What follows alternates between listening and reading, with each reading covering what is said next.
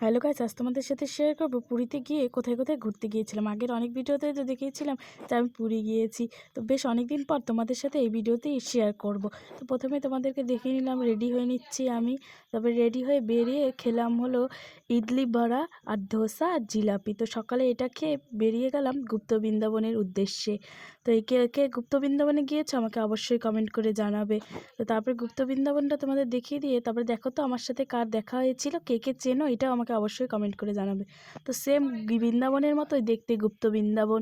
তো আমি তো বৃন্দাবন যাইনি, যতটুকু শুনেছি যে বৃন্দাবন আর গুপ্ত বৃন্দাবন সেম দেখতে।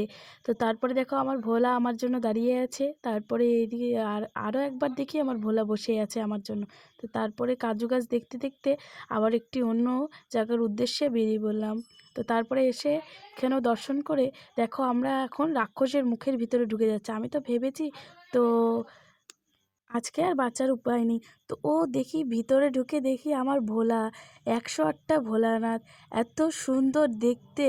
তো আমি মুগ্ধ হয়ে গেছিলাম। তো তারপরে আবার বেরিয়ে নিয়ে আরও অনেক কিছু দেখে নিলাম। তারপরে দেখলাম কচ্ছপ, বিভিন্ন ধরনের মাছ, বিভিন্ন ধরনের পাখি।